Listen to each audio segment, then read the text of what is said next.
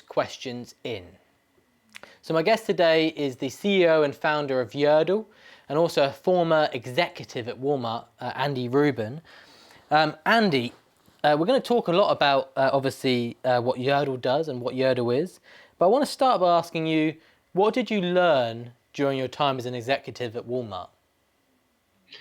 Thank you for having me. Fantastic opening question. I think one of my roles at Walmart was right place, right time, but starting the sustainability efforts for that company. And when you work on sustainability at a company like Walmart with that kind of footprint, you are forced to see the scale of what we're up against. And I think that there's a realization that simply working toward less made every year in the industry isn't going to get us to the place we've got to get to. It's good work, but it's not going to be sufficient to address kind of the larger models that we're in. And I saw that time and time again at Walmart. Fantastic efforts and a lot of progress and a lot of scale. But beyond what's happening right now, there's a need in the world for new models, more circular models, and they're absolutely an essential part of any future that really addresses the resources and the population growth that we're looking toward. And I mean, Walmart is obviously one of the largest companies in the world. Just to reflect a little bit on that experience, where do you start when you said you actually were? Am I right in saying that you were the original sort of sustainability? As they introduced that role into their business, is that correct?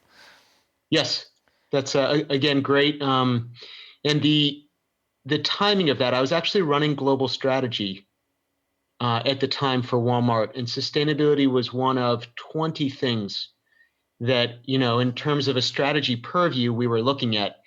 And to be honest, it was not something that I expected to ever do, didn't know much about, was almost, you would say, pushed into that role at the time. And this is the time of eco-imagination and many other corporations realizing that sustainability was something that really belonged in the boardroom, not something that was about PR, but was much more strategic for companies at that scale. And I feel so fortunate that I ended up in that role because it really changed my career from there. So spent 3 years kind of in the initiation of Walmart's sustainability efforts, became obsessed with the products in the stores. Very quickly, anyone looking at the math realized it wasn't about the trucks and it wasn't about the stores themselves, it was about the products. And if we're serious about the products, then you've got to focus on the products. So I moved from sustainability into private brands, one of Walmart's largest P&Ls, and thought, if I'm working on private brands, if I'm the one writing the check to work with the contract manufacturers, we'll be able to change how these products are made. And in the 3 years that I oversaw the supply chains in private brands and the strategy, realized that the system that these products are a part of is so significant that it's going to be very difficult for the change we need to come from within inside that system. That the changes we need, ultimately are about different models.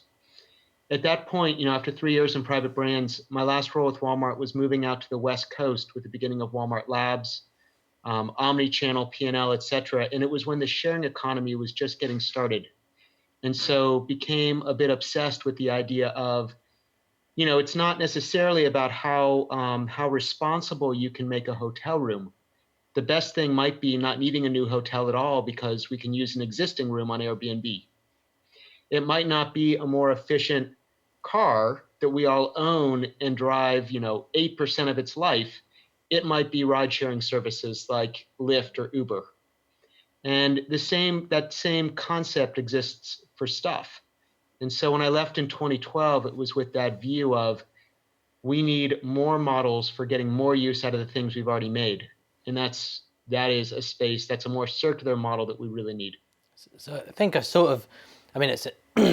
a incredible journey through, obviously what's a very large company, and to understand the journey from, involved in sustainability, understanding that a company like Walmart with, thousands and thousands of lines of different items and products that they push through their business every single day, every single year. Understanding that actually that's, we can't just, maybe we do need to do little tweaks and stuff to make those things better, but actually there's a big system that sits around it. And that obviously eventually you're getting to this point where you're looking at observing these trends and saying, well, how do we keep the utility, of things? What obviously you're now CEO of a business that works in the fashion sector specifically. What led you to fashion? Yeah, I think the understanding of the stuff leads you typically down two paths, and they're both the same path. It's agriculture. So when we look at the footprint of the things around us, food and textiles both come back to agriculture. Although different industries, they both have the same beginnings of the supply chain. So whether we're talking about a crop of cotton used in denim, or we're talking about the production of corn, we're talking about water usage, land usage, and agriculture. So I think that textiles, I don't know what the latest is a significant portion of the CO2 footprint globally. And I think the stat is, I believe from you all and Alan MacArthur, the 100 billion items we are making, where we're in this trend right now where I think post World War II, we've seen great innovation in global economies of scale, in credit, and in really mass marketing that has allowed access for millions of people to goods that we didn't have access to before. But when we look at where that trend goes, I think that the path that we're on right now, like any trend, that S curve, bends at some point, and the next S curve and that next innovation needs to pick up. And so that S curve of getting the access to these items in our lives, the shirts and the clothing we now have access to, the next S curve for something like fashion is, how do we get more usage out of the things that we've already made? And that's where the circular economy is so fascinating to me. So that's how I ended up in both the fashion space as well as the circular space. So the circular economy sort of being that new model, that new way of doing things that you kind of identified was what you were beginning to realize when you were at Walmart was so necessary. So you've got this idea, we need a new model. Fashion is a place that you've become interested in because you're like, well, how do we make a real impact? How does that lead to you becoming the founder of Yerdle? What are the lily pads or the steps to that point? Yeah. Well, Yerdle originally started back in 2012 as a peer-to-peer marketplace. And we realized over time that brands and retailers would ultimately, done right, brands and retailers would win. That brands and retailers, when they understood the opportunity that they have to stay in touch with their customers, to acquire new customers, to get more usage out of these, especially brands that produce high quality, durable items, that the brands would have more opportunity to get more use out of those items and ultimately gain more market share. We pivoted the company in 2016 to start focusing exclusively on supporting brands and retailers who are interested in these more circular models. And just to explain to the audience the difference there, what's the difference between peer-to-peer, what you're originally doing, and what how does that exclude the brands, and what does it mean to start working with the brands? Yes, so peer-to-peer was a marketplace where it was similar to an eBay, the RealReal, ThreadUp. These are peer-to-peer marketplaces that they're building a brand themselves. They're acquiring customers as suppliers, so people who have a jacket they're no longer using, and customers who want to buy that used item. So somebody who wants to buy that jacket on that marketplace. And the distinction from the space we're in right now, as opposed to building our own brand, the Yerdle brand, to be in front of customers and be finding those customers both as buyers and sellers, we are now supporting the brands directly. So our first partnership was with Patagonia. And if you go on Patagonia's website, on the very top universal nav, you find an area called Wornwear. And that's Patagonia's sub-brand for these Patagonia items, these well-made items that they are both buying back and then reselling to what typically is a new customer for Patagonia. So the difference is in building our own marketplace to do that versus supporting these brands like Patagonia, who make these incredible items that deserve to have more use. So this is the question we've been leading up to really since we kicked off.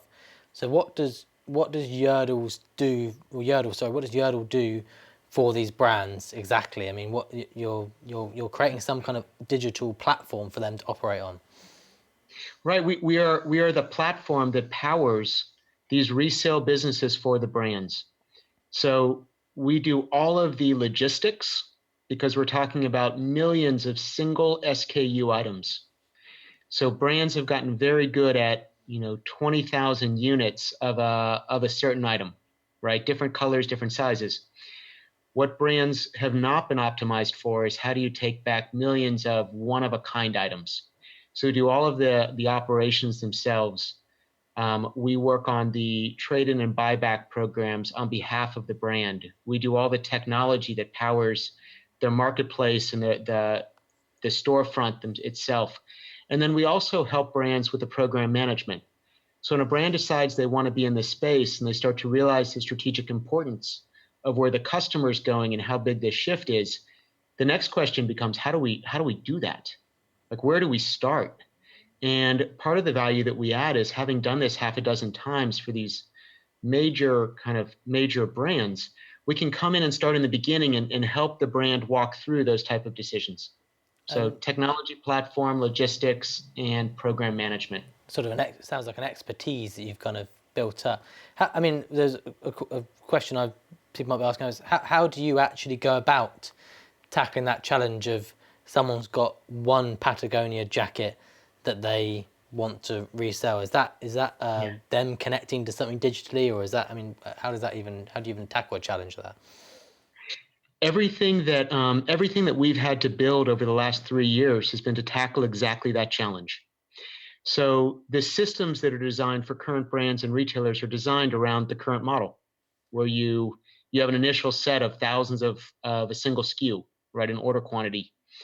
And all of for example, in our warehouse, we've got 8 custom-built web apps that are focused specifically, bespoke apps, custom built for these one-of-a-kind items, so that we know when a customer brings a Patagonia jacket back to any Patagonia store, and they're handed a gift card for that item, and that item comes to us, we're able to identify, is there pilling on the left sleeve? We're able to identify with a process everything about that item. And then the algorithms and systems that sit behind that are able to take those conditions of these unique items, match it with its original content, right? Everything about the material in that item and, what kind of warmth it has or any of the characteristics, and then be able to present those on the marketplace. So these are investments that we have made, just like a ThreadUp in the Real is made, in these one-of-a-kind logistics to support only we've done it for brands, but to be successful in the space, it just requires tens of millions of dollars of investment in these new technologies to be able to handle these unique SKUs. It sounds like you also need to have quite a close collaboration with the brands that you're working with, because surely a lot of this information is coming directly from them. Is that a key success factor? Absolutely, and it's the part that, when I think about why I'm so excited about where we are right now, we love working with great brands. And the fun of working with great brands in a space like this is that, working with a company like Eileen Fisher. So we've got access, because we're working on behalf of a brand like Eileen Fisher, we've got access to all the rich content that Eileen Fisher would have about an item, right, that they would have designed themselves and produced. Think about it like certified pre-owned Lexus.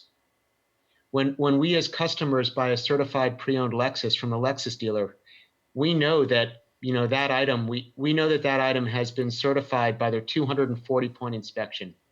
And when we go to buy it, we know everything about the Lexus from 3 years ago, because the person on the showroom floor still has all that information about the features and can help us find the right car. The brands also have an advantage in access to supply. So the brands, going back to the Lexus example, Lexus is getting a supply of those pre-owned vehicles because the people who bought the vehicles 2 and 3 years ago, they're coming off lease, they're buying their next car, and they're bringing their existing car back onto the dealer lot. And we see the same things in supporting brands. Brands have an advantage in knowing everything about that item, right? And we have access to all that information because we work on behalf of the brand. And they have access to the supply. And the third advantage that brands have is they've got awareness. So they're not starting out by spending $100 million on Facebook to build a brand, right? Everybody knows who these brands are. And, a brand like Arc'teryx that we support, people know Arc'teryx. They know the quality of Arc'teryx. And so they've got an existing customer base they can now reach out to get supply of these items, then resell them. Well, you've mentioned a couple of the very large organisations that you already work with, Eileen Fisher, Patagonia. What's the scale of Yerdle at the moment? I mean, do you have any figures around how many SKUs or how many organisations or whatever it might be? We have bought back and resold over 250,000 items at this point, but that scale is, a majority of those items are in the last 12 months. So as you mentioned, the growth in this industry, I mean, one of the things that excites me the most is just the customer-led shift in the growth of resale. And so as this market grows by leaps and bounds, I mean, this market's growing 20% year over year compared with, it's 5 times the rate of standard e-commerce and 20 times the rate of traditional commerce. So given the shift by customers and the growth in this market, we're seeing the same thing. And when you add that market growth to the growth that a brand has, right, just like the certified pre-owned Lexus, that growth is even stronger, right? So our brands might be growing 3 to 4 times every year. Yeah, and we've got some great questions coming in from the audience, one of which starts to talk about some of those biggest topics, which I will put to you in just a moment, Andy. But just before that, this is the last session of the September diff. It's been fantastic having you join us over these 3 days. And just a quick reminder from the diff team coming up about what's next. Hello everyone, and thanks for joining this brilliant session with our guest Andy Ruben. I would also like to just take a minute to thank you for tuning into this September's diff and to thank you for your comments, questions and support. You can catch up on everything you have missed this week at thinkdiff.co or on the Ellen MacArthur Foundation's YouTube channel. I would also like to take the time to remind you that it's the last call to apply to speak at our November diff. That's my colleague Paige letting you know, of course, that all this content will be available to watch on our YouTube channel and also at thinkdiff.co, and that if you want to be a part of the next event, which takes place in November, that you can do so by going to thinkdiff.co and going to the Apply to Speak page from Paige. Thank you so much. Andy, so we've had 4 great questions in from the online audience, and we're just thanking them. One of them actually speaks to what we were just talking about, which I think you've partly answered, but maybe want to double down on it, is what makes resale such a powerful trend? I mean, there's a lot of news media out there about how much it's growing. You're obviously on the front line of it. What's driving this? Yeah, I mean, really, there are several factors that are coming together, kind of in this perfect moment, right, of the growth. The first is a younger generation of customers, specifically millennials and Gen Zs. And the idea of finding an item that's, a lot of millennials and Gen Zs will aspire to a brand, right, that stands for things that's aligned with their values. Yet those brands often tend to be non-accessible based on the price point. So I think the ability of a younger generation of customers to access a brand they aspire to, and this can be the way in. There's a treasure hunt element of this shopping as well, where when you're finding that item for, Taylor Stitch is one of the brands we work with, and oftentimes, Taylor Stitch will do limited runs of these products, and their customer base out there, is looking for an item that might have been made 3 years ago. They don't sell it anymore. And so this idea of finding that one special item, you're not pulling an item off a supply chain with 100,000 more behind it.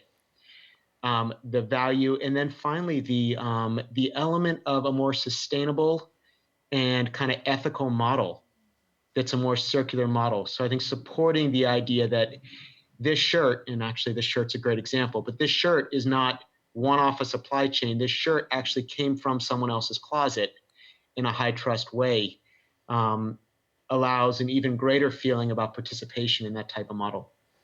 Question in from George. They ask, it's sort of two-part question, or maybe two separate questions. One is the $50 billion actually quite conservative when you mentioned the radical growth in the last 12 months?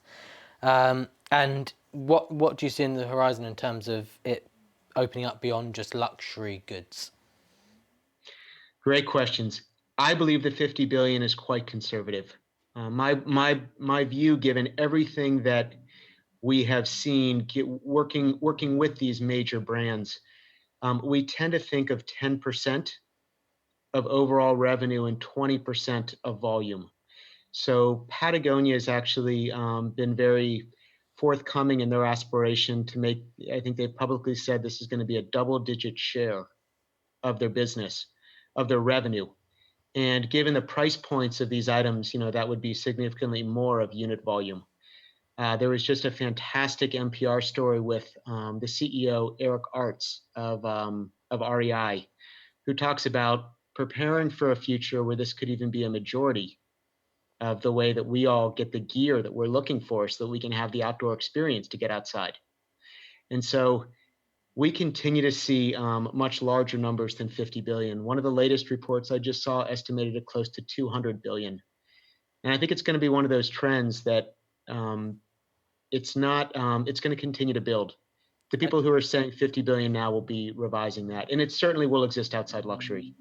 So there's luxury, there's fashion, there's outdoor, but we will see the same trend, right, in access over ownership. We'll see that same trend in kitchen, in toys, in tools, in home improvement, a dozen other categories where it just makes sense.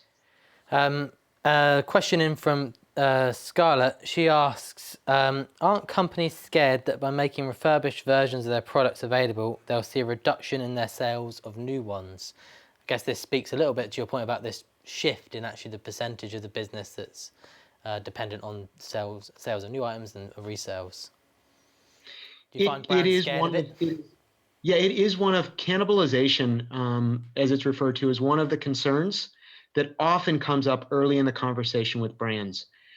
There are a few ways to look at that. I think that the most strategic way to look at that is that this is the case with any customer shift. So, in the mid-90s, when online was a marketing website, but as a brand or retailer, you were very nervous to actually transact online because that might cannibalize store sales. In today's day and age, if you're not thinking about the customer in a holistic way and you're not online, you're just walking away from 10, 15% of your sales. So one way to look at this is this market is happening whether brands and retailers engage or not. And so if you're a brand and retailer, you must stay relevant to the customer. And by being in the space, you are still able to serve that customer as we want to shop. The second way to look at it is the data that we've gotten in the work that we've done.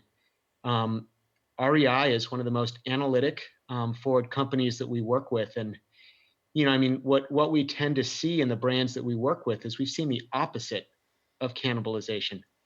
By being in a market and by being a leader in a new way that customers shop, you tend to actually get disproportionate traffic to a website, right? You tend to get disproportionate mind share from a customer base. And in doing that, not only are we not seeing the cannibalization that people fear, we're actually seeing the opposite, where by being on the kind of leading edge of something that customers want and being more relevant to those customers, you're gaining eyeballs, you're gaining foot traffic, you're gaining business. Nala asked this question. It kind of speaks a little bit to what you were saying about that's one of the concerns that comes up when you talk to people. And her question is, her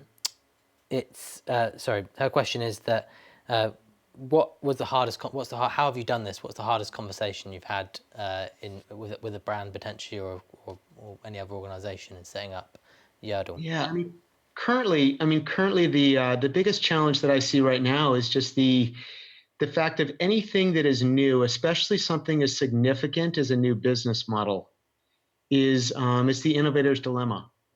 It's a challenge for an existing organization that has, not just is doing business a certain way, but every process inside these, inside large enterprises is built around sustaining those models.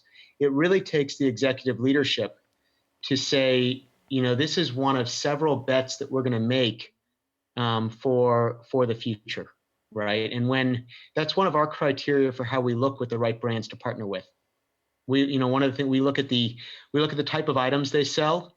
We look at the demand for those items in secondary marketplaces.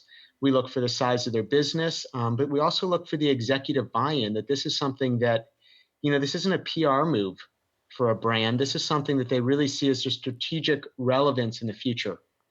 And when those things align, it's a really good partner for us, and we couldn't wait to work with them.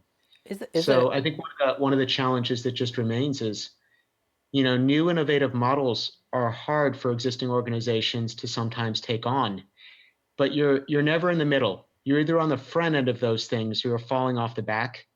And that is the innovator's dilemma. This isn't the first time, and this won't be the last, that challenges like these are difficult for leadership groups. And bear in mind that your customers, you work with well-known brands. That's kind of the model. Is there a limit to the number of businesses that you can feasibly work with? No, the support we feel like we're able to support our existing partners better the more visibility into the space.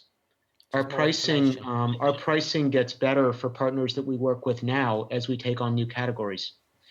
We're getting better at understanding how to create more narrative and more storytelling with an existing brand the more we work with luxury. So our view is being completely white label is really important to that. So the fact that you won't see the Yerdle name anywhere, you'll see Patagonia or Arc'teryx or REI or Eileen Fisher, Taylor Stitch, right? You'll never see the Yerdle name. Allows us to build deep capabilities on the back end, but to not worry about kind of how, to allow this to be done within the brand itself. And so, no, we think that the more brands that we work with, the better we get at serving those brands. Question from Mark online. Do you have any competitors? Increasingly, yes, which is a really good sign. There are existing competitors that have, as we talked about before, have peer-to-peer marketplaces. So we view people like ThredUp and the RealReal as fantastic in what they've done. I think the RealReal going public this year was a watershed moment in luxury. I think it was a moment that anybody who was sitting on the sidelines had to take stock of the experience that customers were having on the RealReal and the significance of what that company has done in the space. And so we view that as a competitor to the brands that we serve. So while I wouldn't say it's a direct competitor for us, I would say they are direct competitors to the brands that we serve. So I view our competitors as the ones who are not building their own brand. And there are more of those. There are some in the rental space that are also very good. Increasingly, I feel like I hear about a new one every month in the retail space as well. And I know that we've got a slight head start because of the brands we work with and how long we've been here. But I am massively paranoid and always know that we are only as good as the investments and the way that we support our brands, what's coming up. So how good our investments are over the next 12 months and how much better we can make our brand partners over the next 12 months. I want to finish with a sort of forward-looking question because, as I was listening to you speak there, in some ways, it's a funny position for you because on one hand, they're competitors. On the other hand, they're obviously helping to build this shift that you're a part of, which Absolutely. is your mission and presumably helps create more demand for your service. So what does Yerdle look like in 3 years' time, 5 years' time? What's the ambition level there, and what are the opportunities, I guess? Yeah, it's so imagine. I think we have to imagine a future closet. And we have to imagine a future closet that's got a few rental items that are used for trial, right, and experimentation and special events and occasions. we've got a lot more brands that we aspire to that now we can have in our closets. They're staple items. And the value of those brands, while they might be more expensive in first retail, they're accessible on the secondary market. And when we're done after 5 wears, it's easy because of the brands and retailers to put them back into play, right? And to get that value back out of them. And in 3 to 4 years, this market, the closet of the future I just described, is going to be created in both ways you just described. It is important for us that the REAL is successful because they do validate the space. However, any brand that is working with the REAL or ThredUp or directly with eBay or Poshmark, they're working with someone who is not, the primary interest of a third-party marketplace is not to grow the brands. The primary interest in a third-party marketplace is to compete with the brands. So as brands work with those third-party marketplaces, I think they have to acknowledge the fact that all of the dollars that those third-party marketplaces make are used to further then compete with the brand and the retailer themselves. So it will be a battle for the closet. It'll be a battle for customer mindshare. And ultimately, what every brand and every retailer needs is to own their market, just like they own e-commerce. They have to own their market, this secondary market, given the strategic relevance. That means it's done in their brand.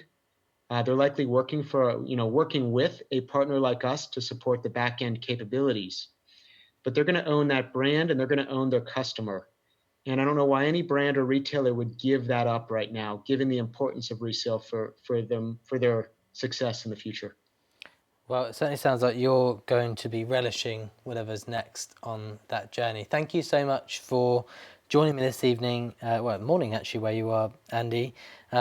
And thank you so much to our audience who have tuned in. Thank you very much for those questions. Thank you very much for the last 3 days.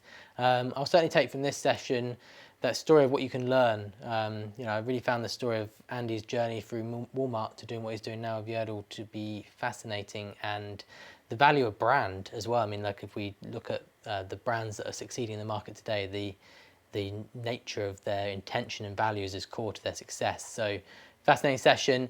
That session and all the other sessions from the last 3 days are available to catch up on thinkdiff.co and at the Ellen MacArthur Foundation's YouTube channel. Thank you so much for joining us, and we hope to see you in November at the Diff as well.